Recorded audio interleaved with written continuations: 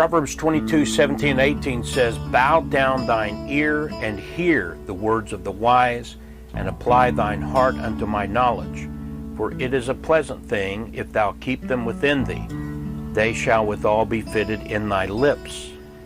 We discussed Proverbs 22:17 in some detail in the 3 previous Proverb devotionals, and that gives us the context for verse 18.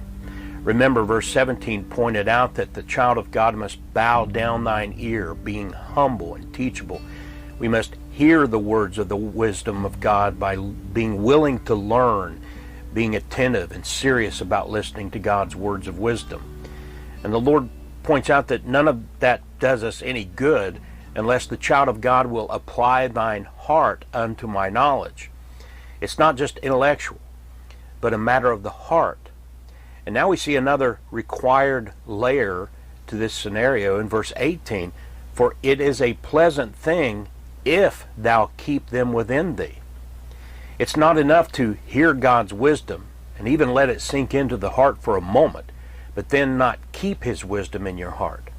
That's why it's so important to establish the habit of reading through the Bible, as well as attending a Bible-believing, Bible-teaching church. And most Christians can and should read through the Bible at least once a year. If you haven't done that, start now. And by this time next year, you could be done reading through the Bible.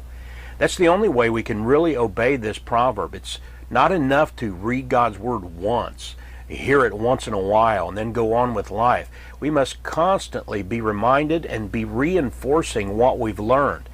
We have to keep his words in our hearts and minds, and that's what Jesus said when he was teaching his disciples on the earth in the parable of the sower.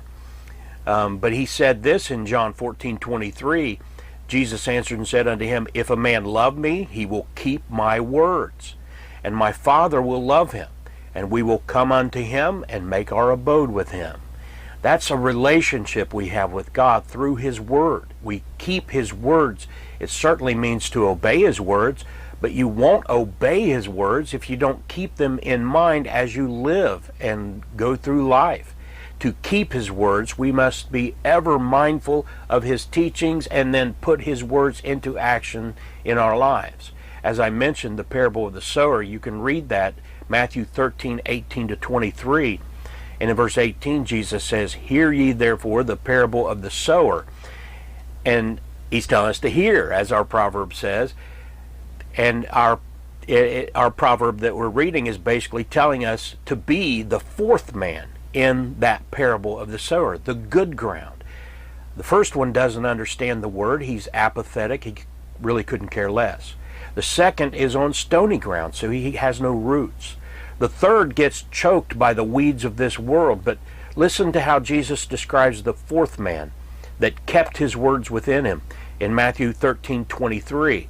"But he that received seed into the good ground is he that heareth the word and understandeth it, which also beareth fruit, and bringeth forth some 100-fold, some 60, some 30.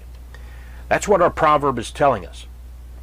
Be humble and teachable, and listen to and study God's words, receiving them into your heart for permanent reference.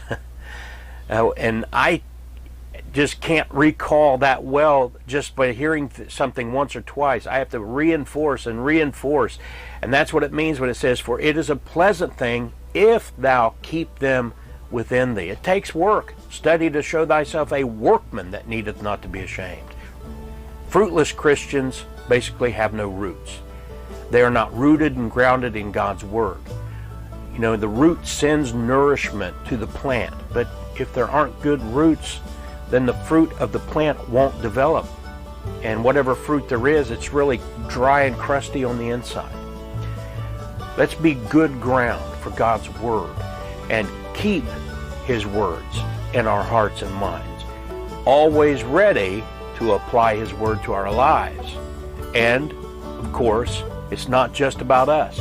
We want to live those lives to affect others and to speak the truth of his words to those that he puts in our lives. That's the big picture of this thing.